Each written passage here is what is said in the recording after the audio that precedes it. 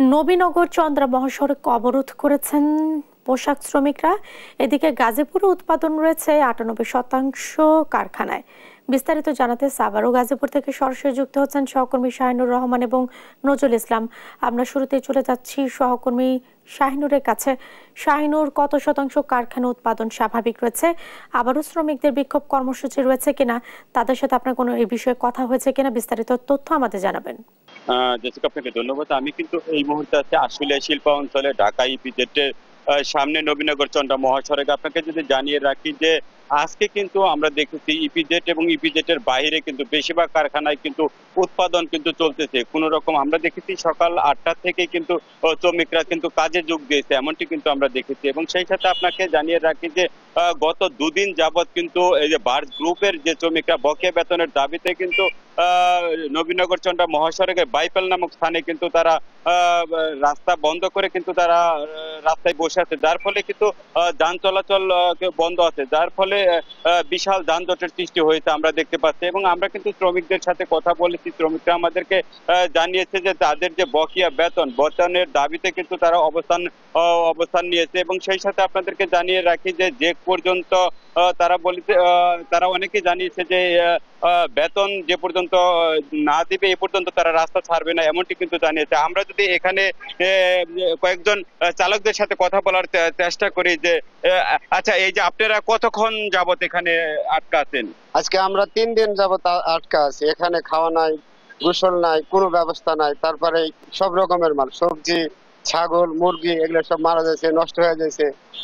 আমাদেরকে কেউ সহায়তা করুক যাতে আমরা এখান থেকে বাড়াইতে পারি। আচ্ছা, এই যে আপনি তো এখানে যে পরিবহনের সাথে আমি দেখলাম যে এখানে হাঁটাহাঁটি করতেছেন, আসলে কি? আমি প্রায় বাইবেল থেকে শ্রীপুর পর্যন্ত হাঁটাহাঁটি করলাম। অনেক জায়গায় দেখতেছি যে ডিম পচে গেছে, মাছ নষ্ট হয়ে গেছে। এখানে তো আমরা যতদূর দেখতেছি গার্মেন্টস শ্রমিকের সব দাবি আদায় হয়ে গেছে। এই দেশে কি মানে এটা কেমন স্বাধীন দেশ? এখানে তো গার্মেন্টস শ্রমিকরা শুধু মানুষ না, আমরাও তো মানুষ। এখানে কত খাবার নষ্ট হওয়া যাচ্ছে, ড্রাইভারের গোসল নাই, কিছু নাই। আমরা তো অনেক জায়গায় দেখতেছি কাঁচামাল মনে করেন ডেনে মানে ফালায় রাখতেছে। আচ্ছা, যেমনটি বলছিলেন আসলে মানুষ চায় যে যত দ্রুত সম্ভব এর সমাধান হয়ে যাতে যান চলাচল স্বাভাবিক হয়, তাতে মানুষ নির্বিঘ্নে এই রাস্তা চলাচল করতে পারে লাখো মানুষ। এই ছিল আশুলিয়ার ইয়ে থেকে। আমরা একই খবর নিয়ে চলে যাব গাজীপুরের নজরুলের কাছে। নজরুল। শাহিন, ধন্যবাদ আপনাকে। আপনি যেমনটা বলছিলেন গাজীপুরেও কিন্তু আপনার 98% পোশাক কারখানায় কিন্তু স্বস্তি ফিরে এসেছে এবং পোশাক কারখানাগুলো কিন্তু কর্মচাঞ্চল্য সৃষ্টি হয়েছে। এবং গাজীপুরের পোশাক কারখানাগুলো কিন্তু সকাল থেকেই আমরা দেখেছি যে কর্মজীবী যে নারী পুরুষ শ্রমিক রয়েছে তারা কিন্তু স্ব যে প্রতিষ্ঠান রয়েছে সে সমস্ত প্রতিষ্ঠানে কিন্তু তারা শান্তিপূর্ণভাবে যোগ দিয়েছে। এখন পর্যন্ত কিন্তু গাজীপুরের যে পোশাক কারখানাগুলো রয়েছে সেগুলো কিন্তু শান্তিপূর্ণভাবেই উৎপাদন যে অব্যাহত রয়েছে এবং সব জায়গায় কিন্তু এখন উৎপাদনে ফিরতে শুরু করেছে সাধারণ শ্রমিকরা। তবে সকালে বগুড়া বাইপাস ঢাকা ময়মনসিংহ মহাসড়কের বগুড়া এলাকায় চাকরি প্রত্যাশী কিছু শ্রমিক তারা কিন্তু সড়ক অবরোধ করার চেষ্টা করেছিল এবং পুলিশ এসে কিন্তু তাদেরকে সড়ক থেকে সরিয়ে দেয়। এখন কিন্তু যান চলাচল স্বাভাবিক রয়েছে। আপনারা জানেন যে কয়েকদিন ধরে কিন্তু যে গার্মেন্টস পোশাক কারখানায় চাকরি প্রত্যাশী এবং বিভিন্ন যে বেতন বকেয়ার দাবিতে কিন্তু অস্থির করে রেখেছিল, কিন্তু আজকে কিন্তু স্বাভাবিক অবস্থা বিরাজ করছে প্রতিটি কারখানাতেই।